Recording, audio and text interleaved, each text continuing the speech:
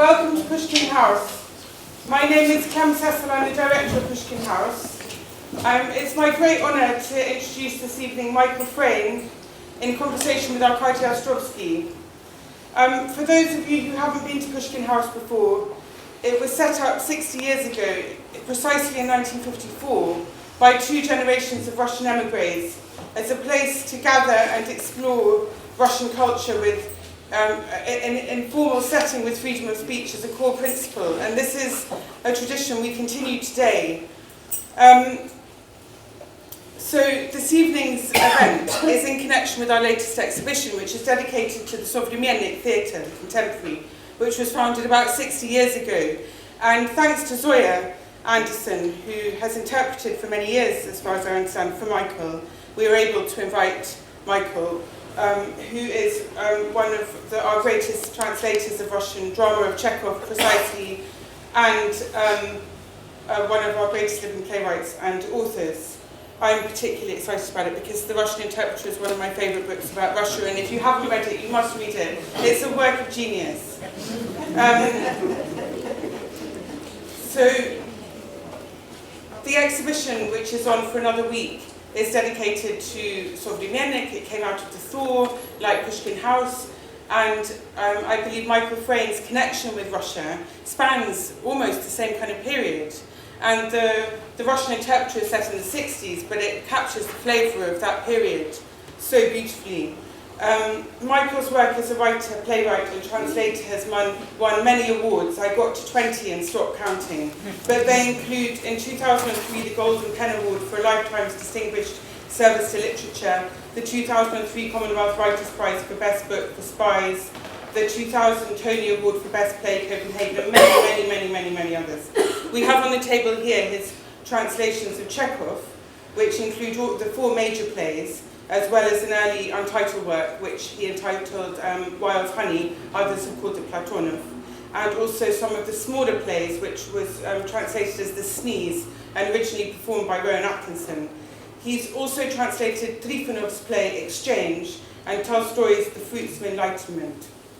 His esteemed interlocutor for this evening is Arkady Ostrovsky, a Russian-born British journalist who's also translated from Russian into English, also plays. His translation of Tom... What? From English into Russian. Sorry. The emphasis was... Translating from Russian into English would be an interesting task.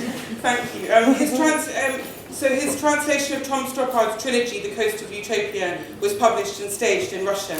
And his book, The Invention of Russia, From Gorbachev's Freedom to Putin's War, was awarded the 2016 Ewell Prize. It's a rather close evening. We are going to leave the window and doors open, so I hope that we find it pleasant. And I'm not putting on the air conditioning because it's a bit noisy. But without further ado, I'm going to hand over to Michael and Arkady. Should I set something up?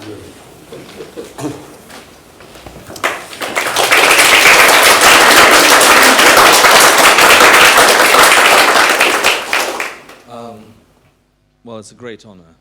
I mean, genuinely a great honour to be talking to Michael Frayn, who, as Clem said, is one of the finest British playwrights, not just British, European playwrights, world playwrights, and also a man who, in my mind, did something close to impossible. He actually, I think your translations of Chekhov, and we'll talk about that later, got past the words and actually got Chekhov. I think, it's very, very few translations that got the essence of what he was about in the same way as Constant Garnett got the measure of Dostoevsky and Tolstoy. I was going to ask you about today, but then when Clem was introducing you, I thought, well, actually, much more logical to start at the beginning rather than the end, even though they're probably less dramatic. I mean, given that Pushkin House opened in 1954, which was the beginning of a very different era in the Soviet Union, only a year after Stalin's death, probably. Do you know which months the Pushkin House was? I don't know either. And you were at Cambridge at the time. What was it like to hear of Stalin's death? Which year was Stalin's death? 5th of March, 1953. 53. Yes, that was before I went up to Cambridge as an undergraduate, but I'd had a lot of luck. I had to do national service before I did the university, and I managed to get myself onto the course that had been set up to train Russian interpreters and translators. And the whole series of courses had trained about 6,000 of us altogether. And the course that I was on was at Cambridge, run by Cambridge University. So it was an absolutely wonderful way to spend national service, not getting shot at, not painting coal white, but actually doing something really useful and involving. And in 53, I was still on the Russian course. And I can remember the instructors were all of Russian origin. There were two completely different sorts of instructors. There were White Russians who'd left at the time of the revolution, and there were people who managed to get out of the Soviet Union, and they might have been members of completely a different race, although they spoke more or less the same language. And I remember that some of them, even people who'd suffered appallingly under Stalin, were moved by his death. They did see Stalin as a symbol of resistance to the Russian invasion and a symbol of something about the Russian character. And even people who'd been in the labor camps were often moved by and upset by the death of Stalin. It was quite surprising. And you joined the Communist Party around the same time. Did I? Yeah. No, I've never a member of the Communist Party. At school, I was a kind of amateur communist, which is why I started getting interested in Russian, because the Soviet Union was the great exemplar of communism. Well, the communism wore off quite quickly, but the interest in Russian remained. So after I'd learnt, we were trained as interpreters, so our Russian was reasonably good at the end of that period. And then when I went up to Cambridge as an undergraduate, I started reading French and Russian in the first instance. And by the time you got to Moscow, which was 1956, wasn't it? Just the time of the Hungarian uprising, the Russian troops putting it down. But at the same time, Moscow was probably at the very, very beginning. I mean, 1956 was also the year of the 20th Congress of the Communist Party, Khrushchev denouncing the cult of Stalin's personality, people feeling the nooses are being loosened around their necks.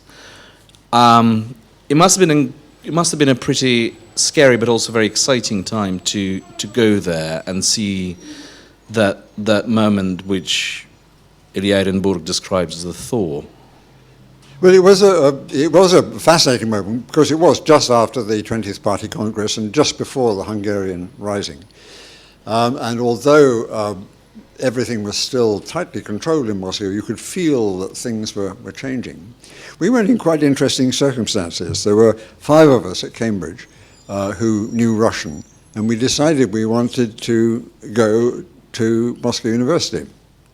And we organized what I think was the very first student exchange between Cambridge and Moscow. And we didn't want to do it through any organization. Normally, if you went to the Soviet Union, you had to do it through some organization like Komsomol or a trade union or whatever. And we wanted to go completely independently, just as 5 students who could speak Russian to pursue their own courses at Moscow University. And after a great deal of negotiation, and it took endless writing of letters to both the Russian and British authorities, we thought we had agreed this. So we then arrived in Moscow. What we absolutely did not want to do was visits to collective farms and so forth. We wanted to simply be students. We arrived in Moscow, and we were handed our расписание, our timetable, our schedule of visits to collective farms and so forth. So we said, well, this is not what we've agreed. And they said, oh, but this is what's arranged. So in the end, we said, well, we will do we will do it for 3 days, and after that we won't do it. That's not what we've come to do.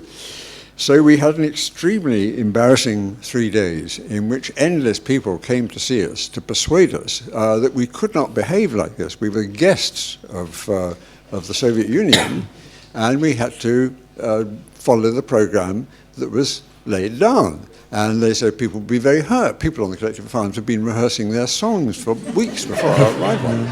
And if we didn't turn up, they would be incredibly wounded. But we stuck it out. And they wouldn't withdraw the timetable. And finally, we went on strike. And we sat down. We were some of the first people to live in that colossal new skyscraper of MGU on what was then called the Lenin Hills, now the Sparrow Hills. And we sat down in our comfortable guest rooms there and refused to leave. And finally, after the most painful debates, they suddenly withdrew the timetable, and after that we were free to be like normal students. I was studying philosophy by this time, so I went to lectures in philosophy. Somebody else was reading history, went to history lectures.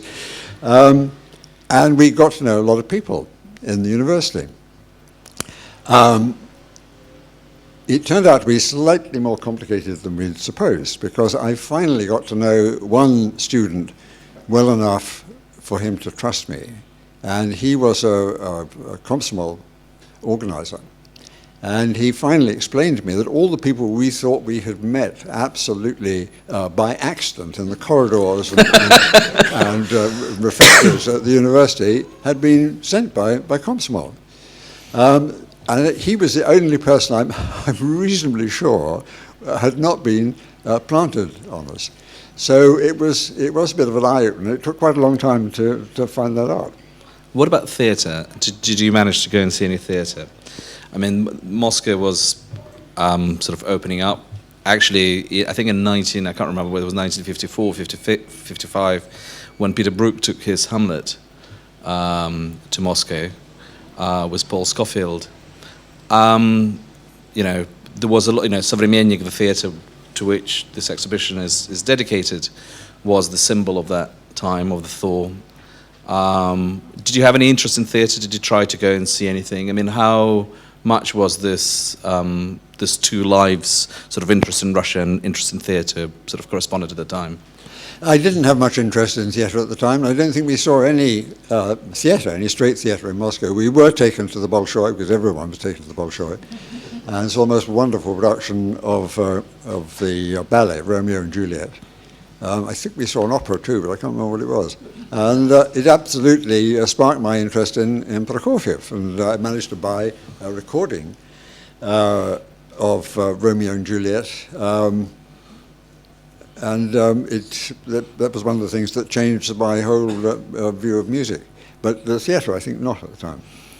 Well, almost as staple as being taken to the Bolshoi theatre, I suppose, is the question of how much, which part of Russian literature influenced you, or what was the first thing that struck you. But it is always, I mean, you both, as a writer, as a playwright, and also as a translator of probably the most difficult Russian playwright to translate, Chekhov. There is this issue of interaction of cultures and what one adds to another, and why some things work in translation, some things don't. I mean, Chekhov is almost unique, I think, amongst probably Russian playwrights, probably the only Russian playwright who actually got fully assimilated into English culture. When did the interest, I mean, probably, but pretty much straight after the First World War. Why do you think that happened? Why, of all the writers, it was Chekhov who became genuinely not just a Russian playwright, not like Gorky, not even like Dostoevsky, but novels. But I mean, people almost don't think of Chekhov as a Russian playwright anymore, in the same way as the Russians don't think of Shakespeare necessarily as an English playwright. Why did that happen, and and how much did that you felt influence I don't like the word influence, but it sort of impacted your own writing? I think I don't really know why Chekhov has seized the imagination of the world. One reason is simply an extremely good writer, one of the great writers, a great dramatist, and also a great writer of stories, a really great writer of stories. If he'd never written any plays at all, he'd still be one of the world's greatest writers.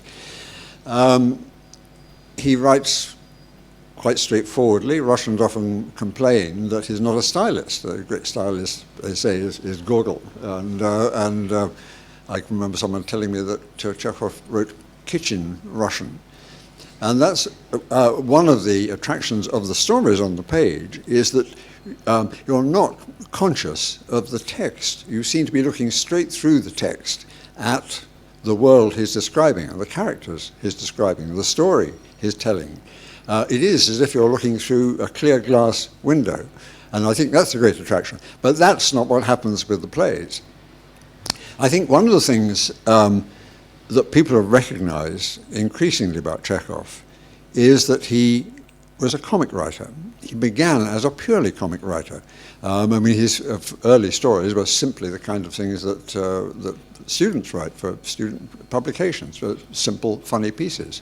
And he only became a serious story writer very slowly. And in his plays, the comic element persists to the end. And it took quite a long time, I think, particularly in translation, to see this. It took some time to realize that his characters often speak with irony and self-mockery in a way that's not entirely unfamiliar in England. The English middle classes use a lot of self-mockery and irony. And if the characters in Chekhov do the same, they are... Chekhov is endlessly insisted, as you know, that his plays were comedies. And Stanislavski said, no, my dear Anton Pavlovich, we've written tragedies. And Chekhov said, no, they're comedies. And he insisted, even The Cherry Orchard, which is a very, very painful play indeed, he insisted was a vaudeville. I mean, a really light comedy. Why did he say this? Because plainly, whether they're comic or not, they're also very painful. Because I think he didn't like, as he said over and over again, he didn't like the sort of heavy, slow way in which Stanislavski directed the plays. And he wanted some lightness and quickness. He wanted the way people, particularly middle-class people, talk to each other with sort of offhand speed and apparent flippancy often, so that to see what's really going on, the emotions that are really stirring them, and the stories that are really going on, you have to look through this surface. And quite why, before people, I think the early translations of Chekhov didn't really recognize this. I think they were done rather slowly and heavily. And quite how people recognized his virtues until they saw the lightness and comedy, I don't know. But once you've seen that, I think this is one of the very greatest things about his writing. But then Dante calls it, a comment. Dante calls his Divine Comedy a comedy. There is this wonderful exchange of letters between Stanislavski and Chekhov in 1903, when they're still waiting for Chekhov to. Chekhov is in Yalta. They're waiting for him to finish this new play he's promised, The Cherry Orchard. Meantime, Stanislavski has to dress up as Julius Caesar, as Brutus in Julius Caesar, which he totally detests and kind of finds the costume horrible. And Chekhov says, "Why are you so? It's a wonderful play. I mean, it's great tragedy." He said, "No, I'm waiting for your play." So, well, it's not going to be a tragedy. And then Stanislavski reads the thing to say, saying, "Well, I don't know why you called it a comedy, because it might be a comedy to you. To me, it's a tragedy." So this comic aspect is very, very interesting. I mean, it's what puzzled people for a very long time, why he does call them comedies. Well, a comedy is as you know, a comédie in French just means a play. The Comédie Française is not a place that does comic plays necessarily. It just does plays. So there is a bit of confusion here. But Chekhov went well beyond saying they were comedies. He said they were vaudevilles. And it's quite interesting. There's a famous photograph of him reading Three Sisters to Stanislavski's cast at the Moscow Arts Theatre. And everyone is sitting with their heads in their hands with profound looks on their faces. But someone's memoir, I can't remember whose it is, it might be Knipper, said that in fact it was a disastrous reading. Everyone was going around afterwards saying, but this isn't a play, it's not a proper play, there aren't any parts, there's nothing to act. So there's rather a difference between the picture that's sometimes given of Chekhov and his relations with Stanislavski and the early productions of his plays, and what was really happening. But the comedy is vital. I mean, I think it's gone too far in the opposite direction now. I think a lot of productions, his plays are done as farce. Last time I was in Moscow, last year, to see my play Democracy done at Rumpt. In the taxi on the way back to the airport, I was sitting in front of one of those advertising screens in the seat in front of me. And it was advertising, I can't remember which theatre, it might have been Surrey, with extracts from all the plays in their productions. And they were all being done in the sort of broadest possible way, particularly with the Chekhov ones, with people falling over and doing pratfalls and whatnot. And that doesn't seem to me right either.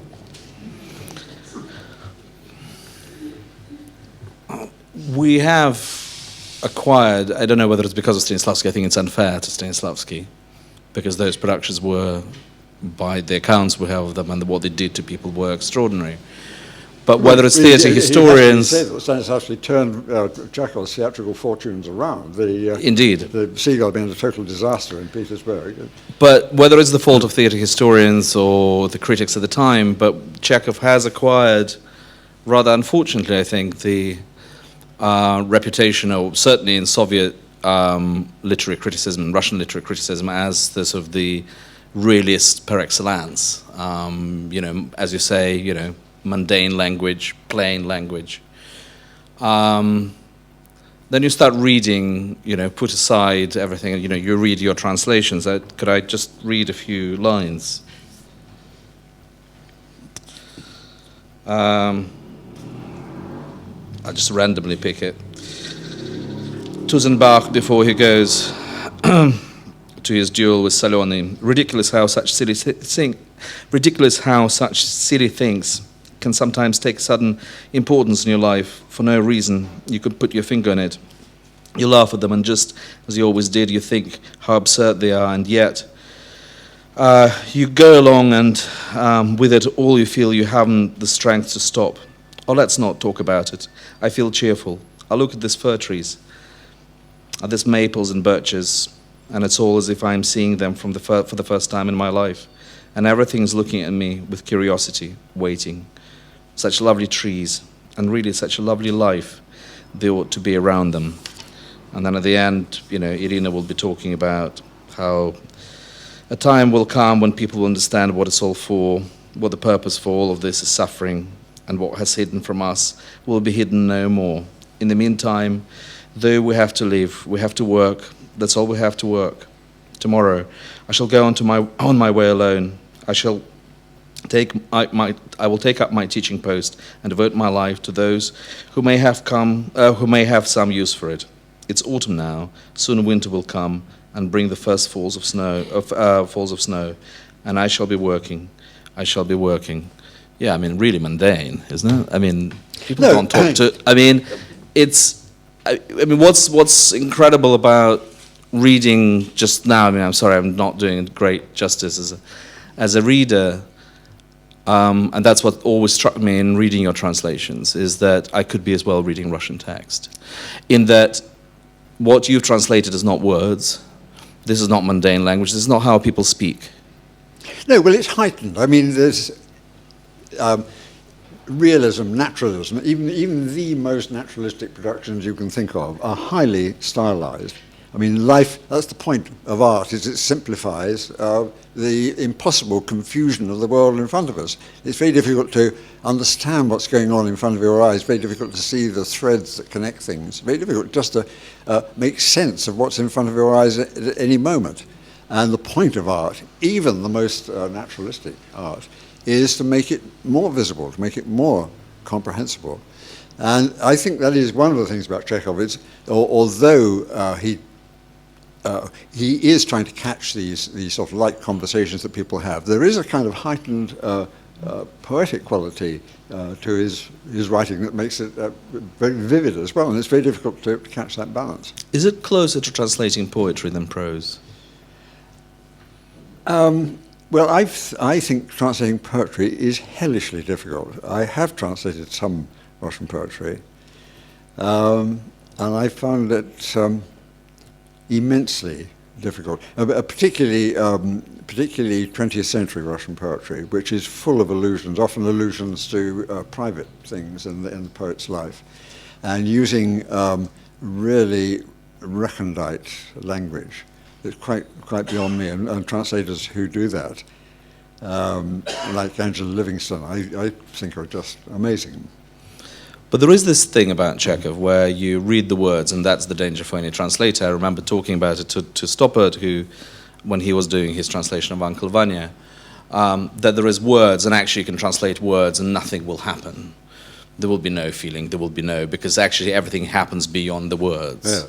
So that must have been an incredible challenge and excitement as well, where you get past the words into people's heads. Because in a way, like Pasternak, I think, wrote about translating Shakespeare, that you have to sort of write the play again, in a way. You have to get inside the play and start writing it again. Yes.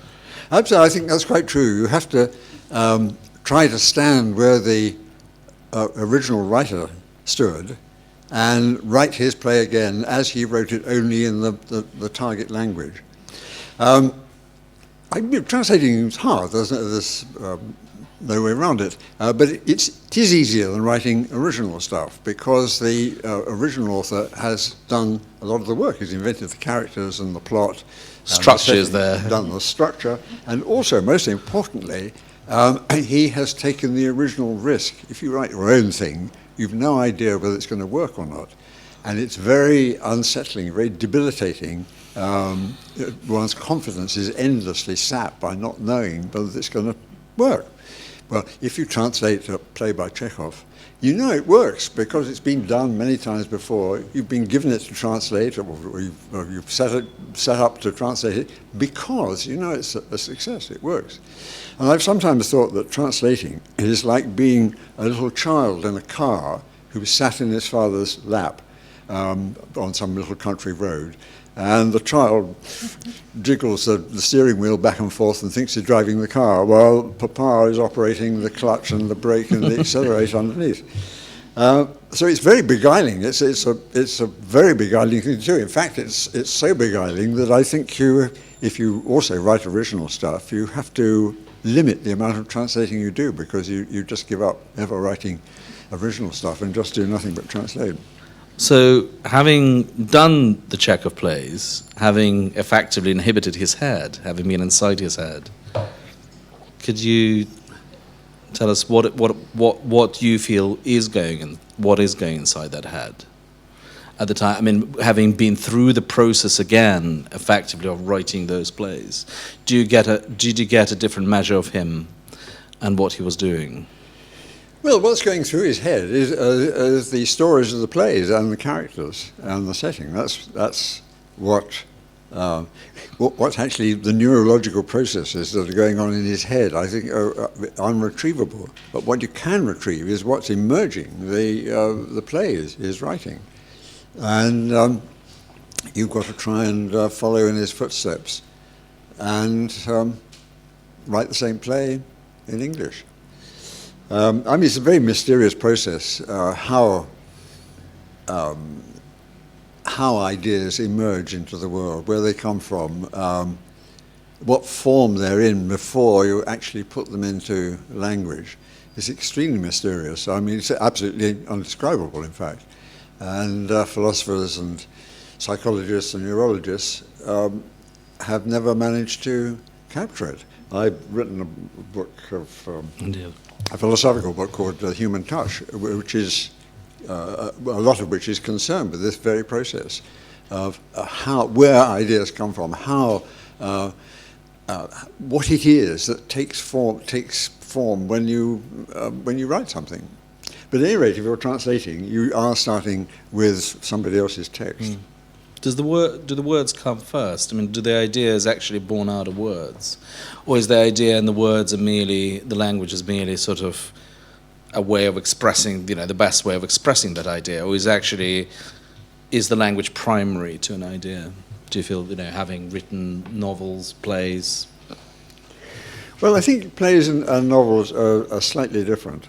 I think if you're translating a play, it seems to me that the first principle is that your character should say, if you're translating into English, should say in English exactly what that character would have said if he'd been a native English speaker instead of a native Russian speaker. Well, you could never do this precisely because language is absolutely embedded in society, in custom, in history. There is no such thing as translation, except on the simplest level of technical things where we all have the same machines. But anything beyond that, the language is embedded in the lives of the people who use it, and you can't really translate it. But you can try and think, try and reimagine those characters, and try and live the life they would have lived had they been native English speakers. Which, of course, what you are doing in your own plays. Yes. In Copenhagen, in Democracy, you are... I know you actually started... your first play was when you were 8. I think you were writing for a puppet theatre. Just like Stanislavski was doing family theatre. It was slightly larger scale. It was in a family estate in Lyubimovka. Yeah. Bulgakov once wrote that he wrote plays imagining, seeing this black box and imagining sort of what's happening, sort of speaking through it and seeing as things unfold. That experience of conjuring up, and then you went on to do Conjuring, didn't you? Yes. How much of it how much connection is there between the two? Are you're conjuring up people effectively. What's more, you're conjuring up people who were, unlike Chekhov characters, except the audience of the Moscow theatre did recognize them as themselves, but you are conjuring historical characters. You mean plays like Copenhagen? Yes, like Copenhagen, like Democracy. Yeah. Well, when I spent most of my life writing fiction, and it's only in my last 3 plays that I've taken real characters from history and tried to write fictitious plays about them.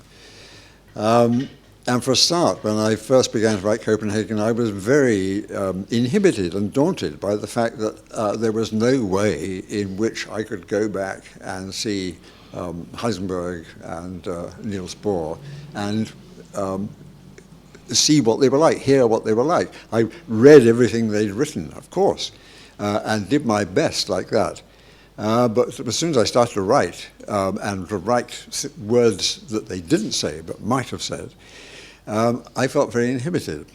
But the funny thing happens when you write original stuff. However hard you worked on setting up the plot and imagining the characters, when you start to write, at some point, the characters seem to take over. They seem to take on a life of their own, and seem to say their own words and live their own lives. And it's often quite difficult because you've invented a wonderful plot for them, and they don't always, in a rather ungrateful way, they are not always prepared to operate the plot that you've provided them with. And I sometimes think that writing is a bit like bringing up children. Children are not puppets. You can try and persuade them to do this by one means or another, by bullying or persuasion or whatever, encouragement. But they are themselves. And the characters, fictitious characters, are themselves. And it turns out to be the same when you write about real people. After a bit, you forget that there was a real Niels Bohr and a real Heisenberg. The characters do seem to take on a life of their own. Does that provide a better understanding? Is it basically a process of the best way to understand what was happening historically, given that we don't know really what, who knows who history, what history is. There is wonderful, I think in the introduction to War and Peace, when Tolstoy writes, I've been sitting in the archives reading all the stuff about, Napoleonic War, and I couldn't start writing because I didn't know how it really was. Yeah. And it's only through writing War and Peace that I actually, discovers how it really was and what the truth was. Do you think that's basically the imagination of a writer, of a playwright, is actually a path to seeing what really happened, understanding what really happened? Well, I think that's the point of writing fiction about real events and real characters. And why do it? Why not just use the historical record? Because the historical record is based on externals. It's based on what people actually wrote down on paper, what they recorded as having said to each other, facts and figures. And historians are not expected to invent things that characters might have said or thought inside their heads. But the writer of fiction is free to enter the hearts and minds of his characters. Indeed, that's what he's doing. That's why he's got the job. That's why he's trying to do it. And after all, what history consists of, what's important about history, is not the external facts. It's not the facts and figures, not the lists of deliveries of corn and so forth that historians have to use. It's what those things tell us about what was going on inside the living people who were part of history. So yes, I do think there is a point in writing fiction about history. I think you've got to make it clear what you've taken from the historical record and what you've invented yourself. But I think it's perfectly fair to invent your way into the heads of real people and try and think what their feelings, what their motivation must have been. That's the point of my play, Copenhagen. The question is, why did Heisenberg go to Copenhagen in 1941? And the play is an attempt to understand what was going on inside his head. Did he become a real character in the prose? I mean, do you see him, having written the play, do you have a different relationship to him from the one you've had when you just started and he was a historical character on the page of the history book? Yes, he turns into someone you know is not really like the real Heisenberg. I had a very salutary lesson when the play was done in New York. On the first night, as I went backstage to see the cast, I came face to face with an extremely tall, handsome and impressive man, and he said, "I am Johann Heisenberg, Werner Heisenberg's son, and I've just been watching your play, and I have to tell you that your Heisenberg is nothing like my father." And he said, "I never saw my father express any emotions about anything except music."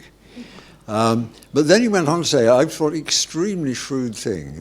He said, "But I see that in a play you have to have characters who are rather more forthcoming than that."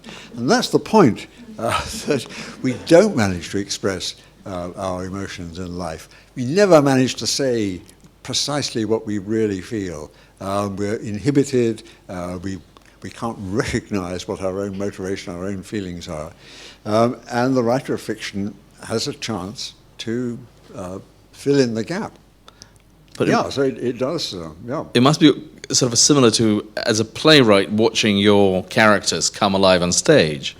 That can be both incredibly gratifying, but also hugely frustrating when you think, this is not the people I've written. As Chekhov indeed does with Cestus and Slavsky. I can't remember which character, when he says, what are you doing about Lapachin? Yeah, he says he's got long fingers. Yeah. He's got long, beautiful fingers, but at the same time he wears yellow shoes, and that's all he actually says. But so you're not Lapachin. Lapachin is a decent man. I mean, yes.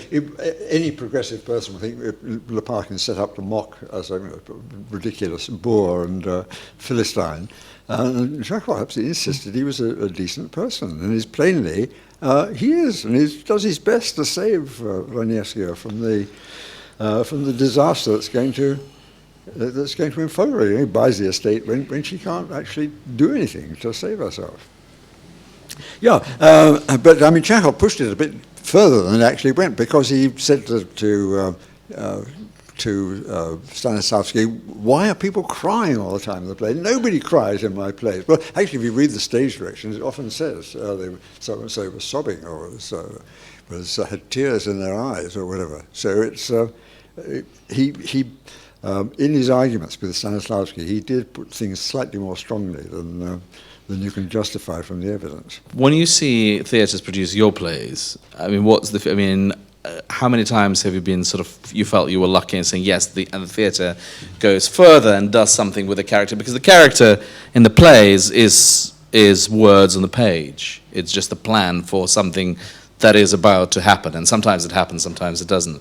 How many times you felt it actually happened, that thing, that indescribable thing that happens between the actors, the text, and the audience? Well, many times, particularly with the first productions of my own plays in this country, because I work very closely with a director called Michael Blakemore, and he is not one of the many directors in the world whose chief ambition is to destroy the text he's written. He respects it and tries to understand it and tries to bring it out. And we get on very well together, and I've liked almost everything about his productions. I've seen some other productions which have surprised me, which have been wonderful. It was the first production of Noises Off in Russia. This was back in 1986, I think it was. I went to see, and at that time, farce was not played in Russia. They didn't even play Feydeau. So they thought, well, what's going on here? This is a play about some probably not very good actors who are trying to perform this not very good play within the play. But they will be trying their hardest to make it work. They're professionals, they're actors, of course they're doing their best. So they did it seriously. And comedy is always much funnier if you play it seriously. And it was an absolutely wonderful production. But you can have disasters as well. The first German production of Copenhagen, which I cared a lot about, because Heisenberg was a German, he was a great German physicist, and I cared very much about how the play would be received in Germany. And the first production was a touring production, which was going to be seen all over Germany. And I saw one of the very first performances, and the whole play was done as a circus performance, in which Heisenberg did 5 back somersaults. I don't mean metaphorically, I mean literally 5 back somersaults. And Margareta Bohr, Niels Bohr's wife, was provided with a typewriter, so that when the men began to go on rather boringly about nuclear physics and politics, she hammered on the typewriter so you couldn't hear what they were saying. So that was very distressing. And Noises Off is done all over the place, and it's usually done as a comedy, but someone has just done it in Hamburg, not a German director, a Belgian director, curiously, who decided it was not a comedy at all. It was a moral lesson about how all entertainment is really a form of pornography. So he managed to remove all the jokes from the play. I'm very pleased to say the play is now so well known in Germany that he was attacked in the press all over Germany. All the newspapers had articles asking why he made this complete mess of the play. But there is a style of producing, which Germans call Regietheater, director's theatre, which often does seem to be a battle between the director and the text. The director wanting to make his mark by interpreting the text in some kind of way which the writer obviously didn't intend. And it's carried to considerable extremes. I saw a production once of The Marriage of Figaro in Salzburg, where the director had obviously thought, right, we're going to get this bastard Mozart and Da Ponte, we're going to really fix them. And they did. I mean, it must be an almost indestructible opera. I mean, it's possibly the greatest opera ever written, and it always works. And this man managed to actually destroy the sense of it.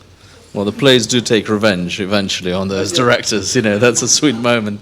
Can I ask you about, when you were writing about historical events or historical figures? I've always been fascinated between this sort of relationship between fact and imagination. Did you feel you needed to go to Germany to talk to people who knew Bohr, Heisinger, or did you feel the need to go to talk to people who knew Brandt in democracy? Brandt must have been still alive, in fact. No, he was when there, but you were in Germany in the sons were 60s. alive, yeah. I mean, or did you feel? I mean, I just remember this very strange moment when I was translating The Coast of Utopia, which is, of course, about Russian 19th century intellectuals, and Tom came to Moscow to talk to a director, and I said, what would you like to do, sort of, it's a weekend? And he said, well, I don't know, it would be nice to go and maybe see Belinsky's estate. I said, haven't you already been to see Belinsky? He said, oh no, I haven't. Then he took him there, and he sort of wandered around and said, oh yeah, this is the pond where they were fishing for carp. And then he was sort of recognizing it. He said, Tom, wouldn't it have made more sense to go actually beforehand rather than afterwards? I said, oh no. I mean, I had books, didn't. It all happened sort of there in the imagination. I mean, do you feel the need when you're working on historical plays to go and check out the reality before? Or you just write and then you go and see the reality as it unfolds afterwards? Well, I was very struck that when John Carey wrote his biography of William Golding, he revealed that William Golding never did any research. I mean, he writes about these incredibly technical subjects, like building the spire of a cathedral or operating an 18th century sailing ship. But he never actually, he just made it up as he went along, which I thought very striking. I wish I'd come across that idea earlier, because I did do a great deal of research for both Copenhagen and for democracy, and I did go to Copenhagen, and I did go to Germany. I didn't, I did speak to members of Bohr's family, it's true, yeah, and all the protagonists were long dead, and Willy Brandt was long dead. I could have spoken to one or two of the people he worked with, but I didn't. But two of them came to see the play in London, Imke and Reinhard Wilke, and I happened to be in Germany at the time, so I didn't meet them, but they went around to see the cast afterwards, bearing large quantities of red wine, which was traditionally what the SPD drank at the time. And they sat talking to the cast into the small hours, and they were very nice about the play. And they were particularly nice about Roger Allam, who played Willy Brandt. Absolutely amazing performance. Roger Allam has got the ability to actually become the character. And when they went, Reinhard Wilke's wife threw her arms around Roger Allam and said, "You even smell like Willy."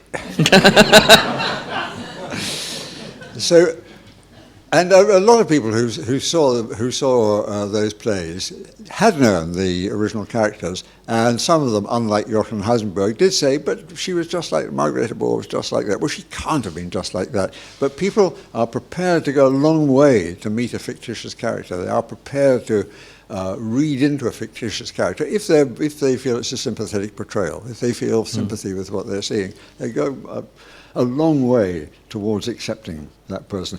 One of the slight problems about writing things based on the historical record, as I've discovered, is that the historical record changes. It's not static. And it's particularly true in the case of Copenhagen, because Copenhagen caused a lot of controversy when it was done, particularly in America. A lot of people thought I'd been given Heisenberg too easy a ride. They thought he was plainly a sympathizer with the Nazis.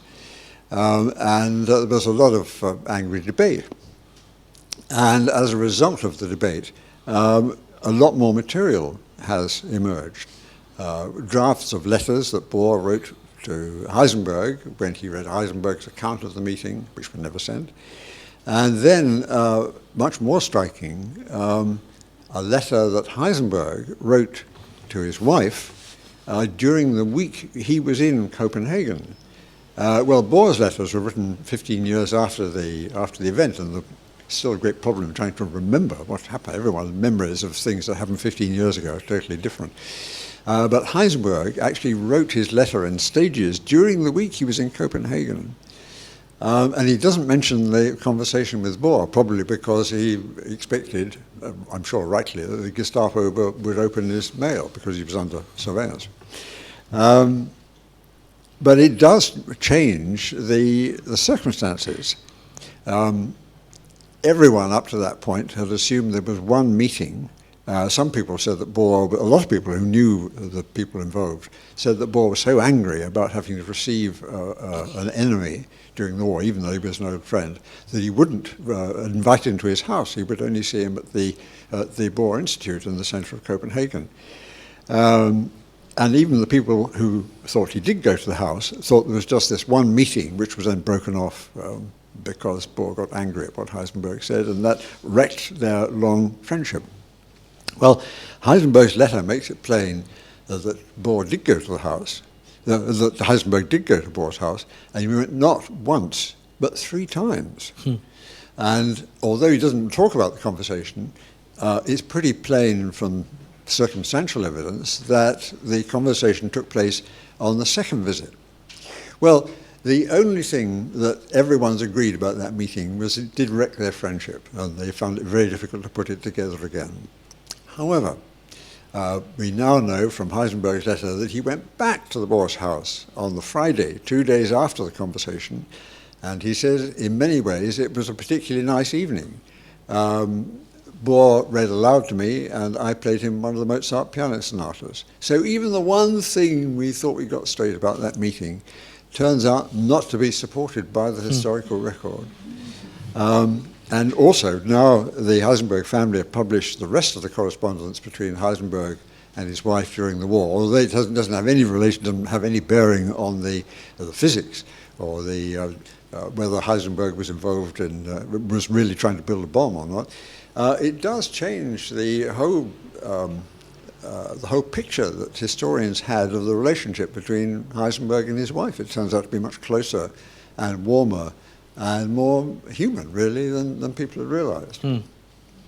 Well, memory and fantasy do go very often together. I mean, what we memorize is not necessarily what happened. Well, no, if you ask any 2 people about something they remember, particularly if it was a long time ago, you'd never, ever get the same. There's a wonderful book, which I strongly recommend, called Wittgenstein's Poker, which is a series of essays about a famous or notorious event at the Moral Sciences Club in Cambridge in 1946, when Popper went up to Cambridge to deliver a paper, and Wittgenstein, who was professor of philosophy, was in the audience. And the 2 men loathed each other. They loathed each other's philosophy, and they loathed each other personally. And something happened during questions after the lecture, and no one can agree what it was. Everyone agrees that Wittgenstein picked up a poker. The authors of the book have gone around and talked to everyone they can find who was at their meeting. They got a different version from everyone.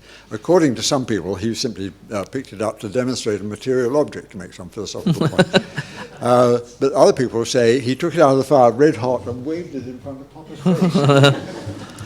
And after Wittgenstein had left the meeting, the question arose as to were there any absolute moral principles. And Popper said, well, there is one, which is not to threaten visiting lecturers with a poker. The plays and books have a life of their own, and they carry on afterwards. I mean, the characters, if it's as in your case, great plays, they carry on living on page and on stage in people's imaginations.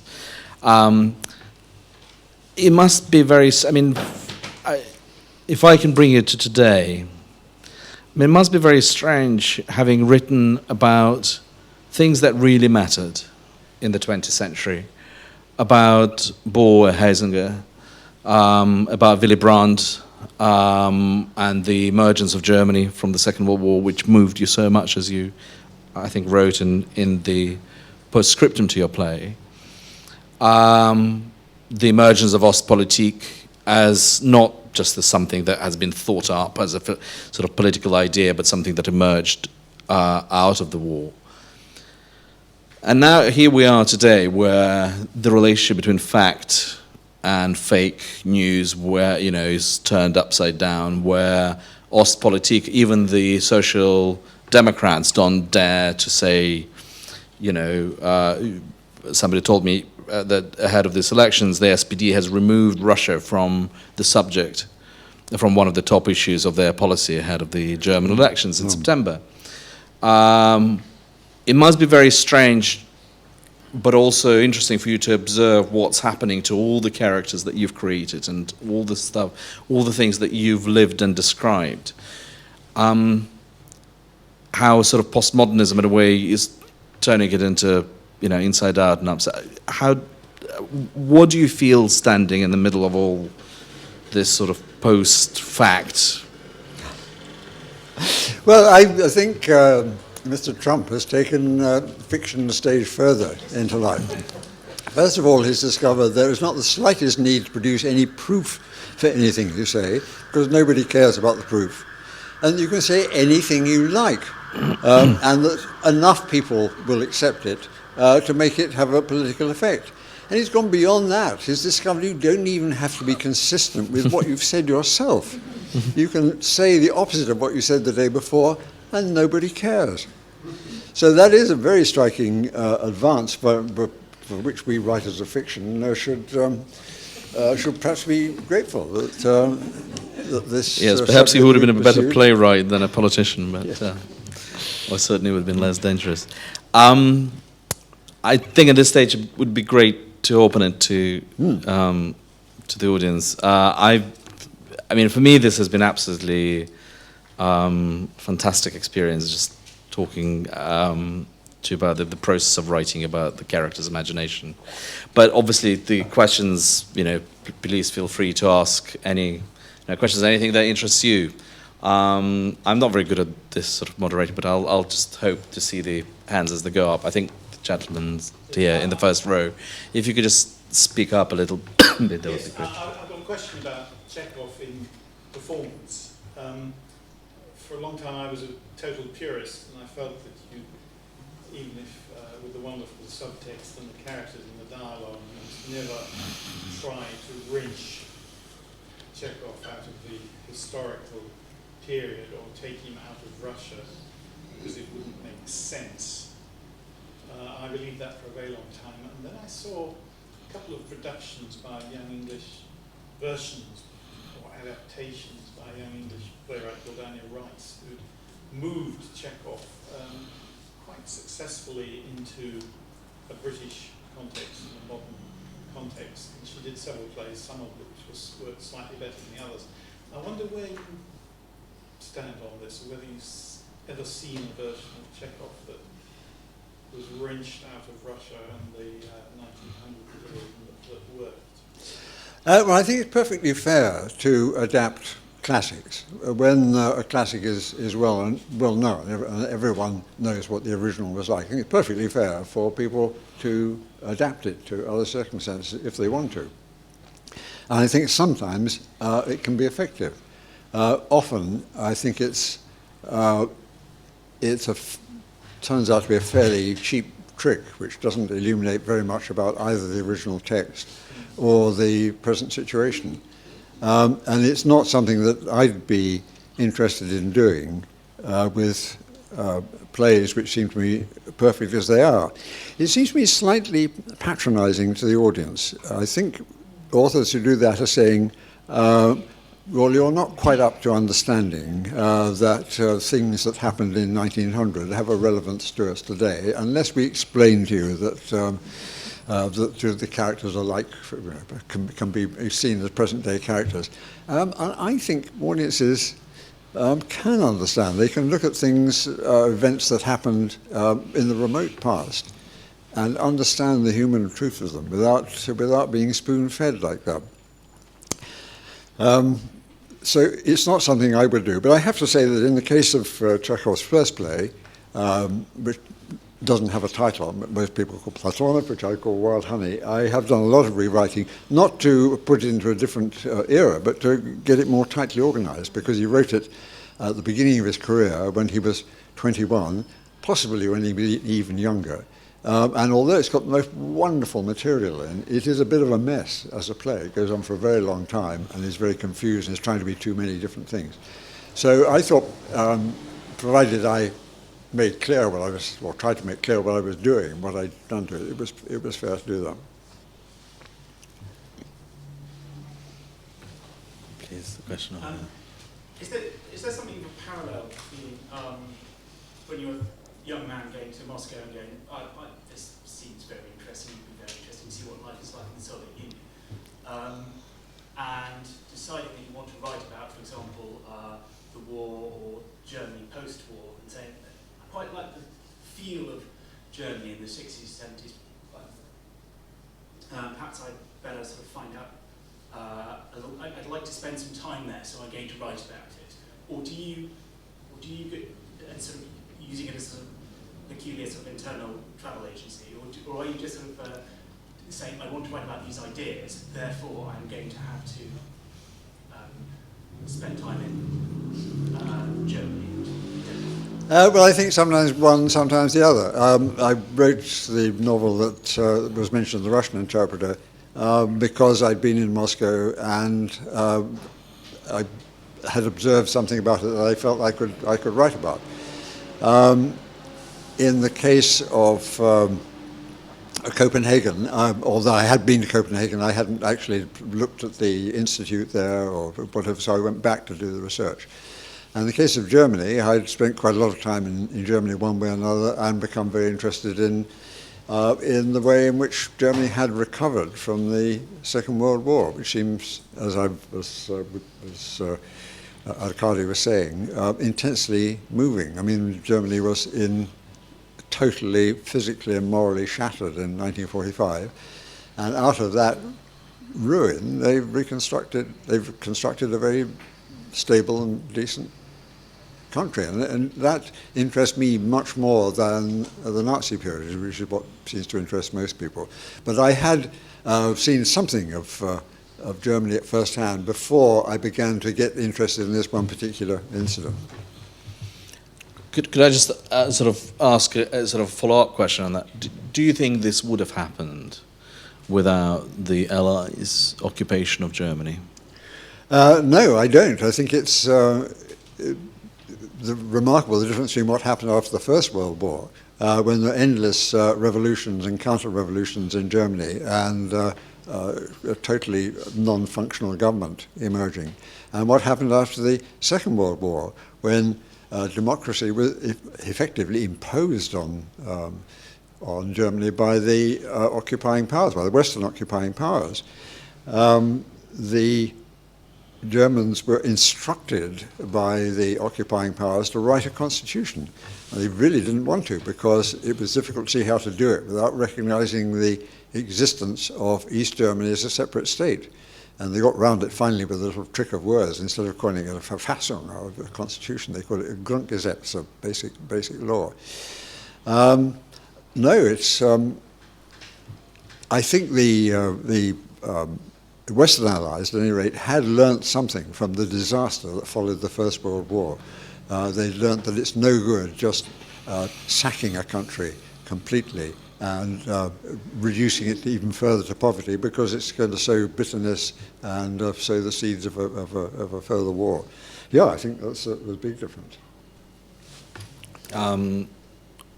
There was a lady behind you, Clam first, and then Clam. You talked about the characters sometimes surprising you when they went off on their own tangent, and I wondered at what point you ever felt the need to rein it all in, i.e. a master plan of the structure, and whether ultimately they were so persistent that the end product even surprised you. Yeah, well, I've certainly done a lot of reasoning with characters to try to persuade them back onto the straight and narrow. And certainly all the stories do all get changed as they go along.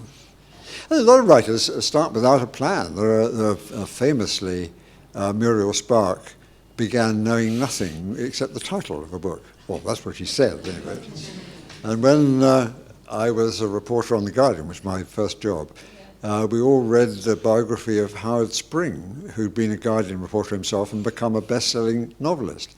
And in his autobiography, he says that when he wrote his first novel, famous The Spur, which became immensely successful, he began knowing nothing but the first sentence, which was, it's so striking, I can remember it, the woman flamed along the road like a macaw.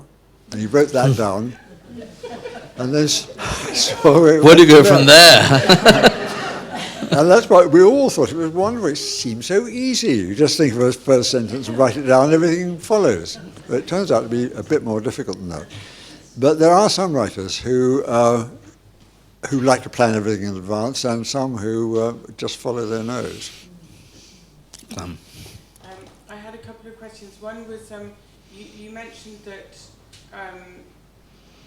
what I want to ask is which other Russian writers would you translate if you had that time to give to it? Are there any? And also in this preface to this latest paperback edition of The Russian Interpreter, you say that you've been putting off going back to Russia since when you've been back. And in this preface you say you probably wouldn't recognise it and you weren't looking forward to not recognising it. And I wanted to ask, what was your experience of going back? I would love to hear, what was it like, this play being put on again, your experience in Moscow having been so immersed in a certain period with such a strong atmosphere? Well, the second bit first. For 30 years, I didn't go to Russia for various reasons. Last time I went was to see Noises Off Done in 1986, and then 30 years went by, and until last year, when I went back to see Democracy Down. And I was absolutely stunned. I mean, I know roughly what's happened in Russia, and I would expect it to have changed. But the whole feel of Moscow, at any rate, has totally changed, completely changed. And even more alarming, the language has completely changed. I was appalled to discover my Russian is now no longer fit for purpose, largely because I haven't used it for 30 years, but also because it's changed. And partly there's a lot of new usages which have come in to reflect changing technology, like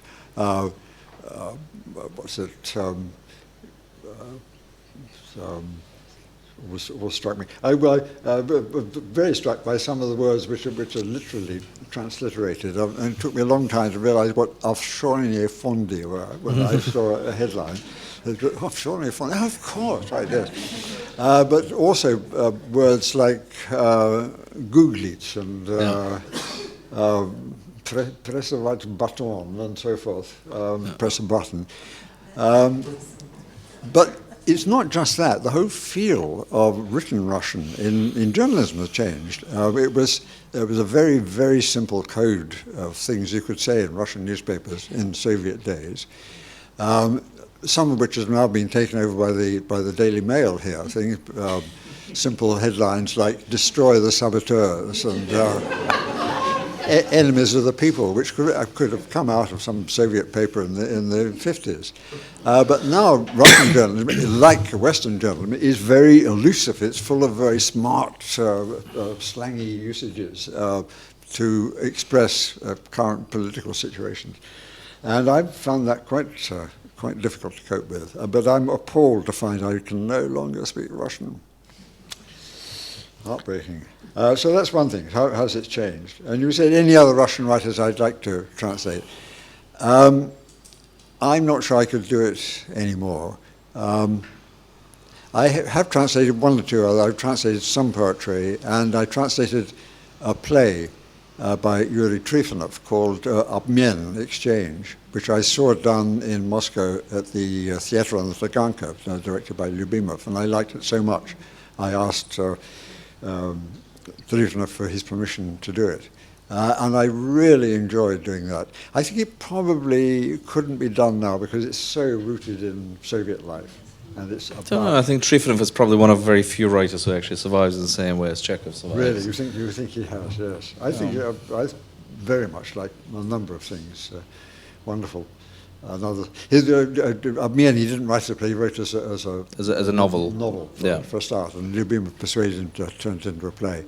And when I adapted it, I persuaded him to let me put back some of the novel to give more of a flavour of what Moscow life was like at the time for people who didn't know it, not necessary for Russians, but perhaps more necessary for foreign audiences. And I thought it was lovely. It was a lovely picture of family life and the way people and life changes in time, often in very small steps. You don't notice it happening, but everything gradually turns around. I don't know, maybe I should try translating some more Trifonov. Please. Yes, yes. With reference to historical figures and directors' theatre, have you ever come across the producer-director Theodore Fyodor-Komisarjevsky, who is credited with bringing directors' theatre to this country and putting on Chekhov in Barnes in 1923? Well, I know the name, and I know roughly what his reputation was, but I don't know any more about him. Yeah. Yeah. No, he came here actually a bit earlier. He came here in the late 1910s. Was the first to produce. I think he was a friend of various Well, he was a people. student of Stanislavski's. Yes. He was the brother of Vera Komisarjevska's. But didn't he get to know Constance Garnett? And, yes, and also he married. Well, he directed for Dame Peggy Ashcroft, who was his, played, Yeah. and then he married her indeed.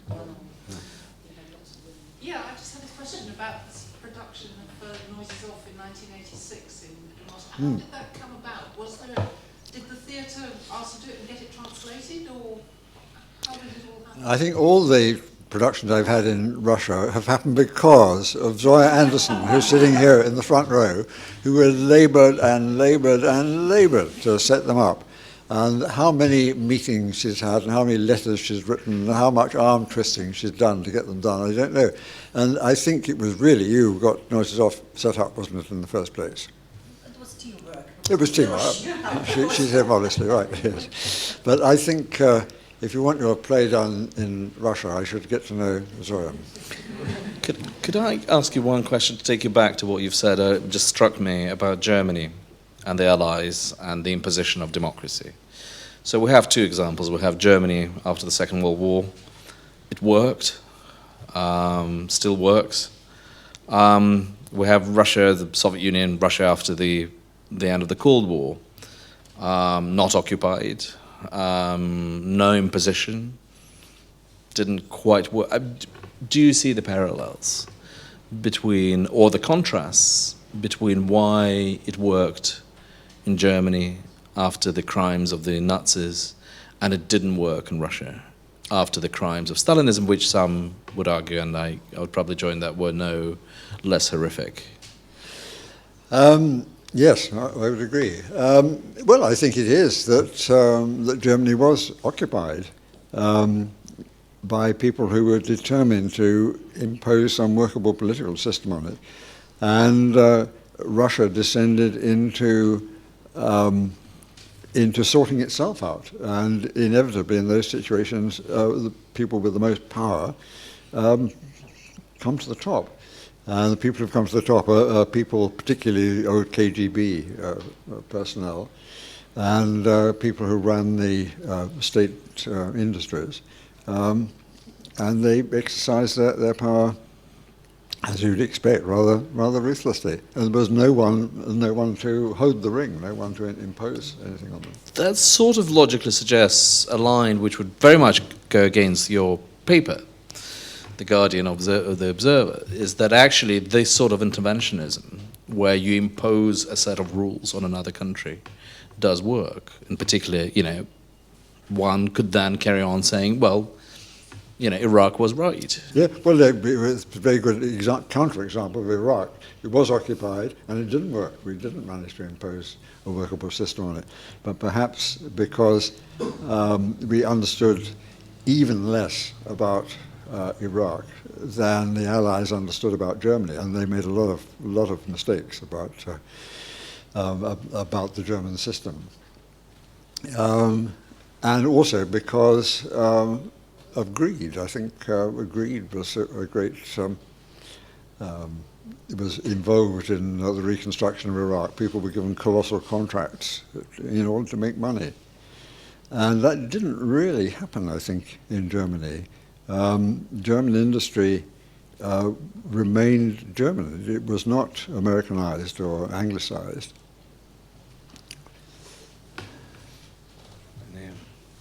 Please. I was wondering if you thought geography had anything to do with it.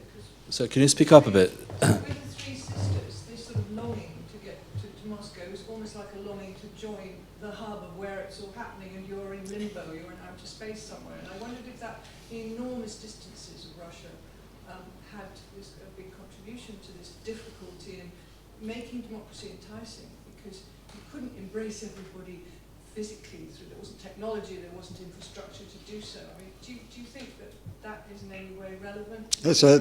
Sounds very plausible. I think the enormous size of Russia had a colossal influence on every aspect of its history. Wouldn't you think so? So, as in Chekhov's own stories, like in Steppe, you know, where the space is. Wonderful story. Yes. Yes. Geography always has a colossal influence on history. I was talking to someone the other day whose subject was historical geography, what geography has done to the history of countries. It's also quite interesting, of course, that Germany had only been a centralized power so briefly until the 1880s. It was a series of separate states, in the same way that Italy was, whereas France, for instance, and Russia were centralized states. Since we've got into sort of politics and history a little bit, I wonder whether you could say something about the centenary of the Russian Revolution, which Putin seems too embarrassed to know what to do about, whether to try and pretend it's not happening and jump from 2016 to 2018 and not have to think about the centenary. I mean, what are your thoughts on the Russian Revolution, looking back on history and how it sort of came out differently as a character from what it was intended to be? Yes. Do you see any good positive things about the 1917 October Revolution, or was it pretty much entirely negative? Well, vast question. I'm not a historian. I wouldn't know how to sum it up. But I think it is another example of what I was saying. The Russian Revolution produced a vacuum in which the people who had some power were enabled to exercise it absolutely. There were all the rules had gone. I think revolutions real revolutions are terrible things. They promise so much. But it always turns out that there were some good reasons for all the muddle and compromises which they're trying to sweep away. Yes, certainly. It's actually, I think people often misunderstand what Russia was like before the revolution. They assumed that that there was that medicine didn't exist in Russia outside the cities. In fact, there was quite an extensive rural health service, system of feldshers and doctors who did of which work Chekhov was part, of course. Yes, of which Chekhov was part. Yeah. Yes, I wouldn't know how to begin to sum it up. Do you have a... No. But what I'd like to ask, and I think I would like to monopolize my, or what's the word? My role. Exercise, exactly. Oh. And ask you, perhaps that is the last question, but I think it would be a relevant question to end on. And it's a question to you as a writer who deals with words and deals with stories and narratives. That for much of the past 100 years, we've lived with narratives, and they were created by writers, by journalists, by politicians. The Soviets created a certain narrative in 1917, utopian as it was, but it was a narrative. The Cold War was a narrative. on both sides. Then we got to 1989 and we were told that the history was over. And now we are struggling to find a new narrative. And while we're struggling to find a new narrative, things happen around us. Trump, election in the US, Brexit here, the rise of nationalism, and the nationalists genuinely usually do have very simple narratives. So it's a very simple question. What's the story? What do you think is the story that can actually carry through some of those ideas of humanity and freedom and human values and liberalism that were the essence of your writing? Well, I think the general story is that there is no consistent story, and that every time you think that human history is set upon a certain course, you get a surprise, sometimes a nice surprise, but very often a very nasty surprise, that what you thought was progress, a path set for progress, produces counter-actions of its own which destroy that narrative. But I think the question of narrative is very important. The whole idea of narrative has been rather discredited by modern literary theorists. But it is important, and one of the things that we all do all the time is tell ourselves stories. Literature, and entertainment for that matter, is merely a specialization of that, a stylization of that. But all the time, we try to make sense of our experience by seeing cause and effect in it, trying to see, this led to that, and this is going to lead to so and so, and this is a general movement which is happening. And all these things are imposed on the absolute chaos out there in front of us. And as you say, narratives do change, and have changed quite alarmingly. And just as you think, now we understand it. Now we understand it.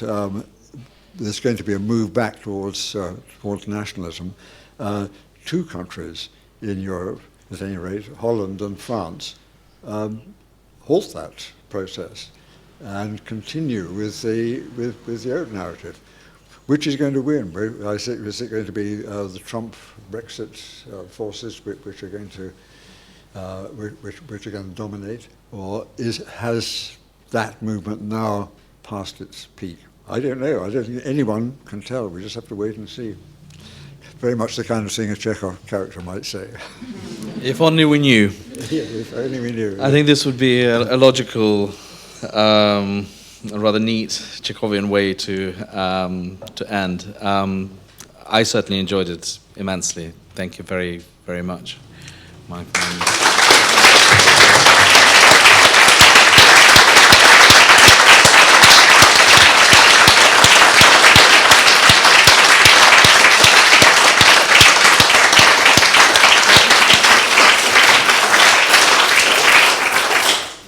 Yes, thank you very much. That's been an incredible span of the evening. We went from Stanislavski and Chekhov, now looking into the future, well covering the 100 years of since the anniversary of the revolution. It's been a great privilege to hear your experience distilled like this evening, talking about Russia, talking about your writing, other people's creative processes, your connection to Russian history and translation. And Arkady, thank you very much for conducting such a fascinating, wide-ranging and deep, penetrating discussion. And Zoya, thank you for all your work and your exchange between Russia and England.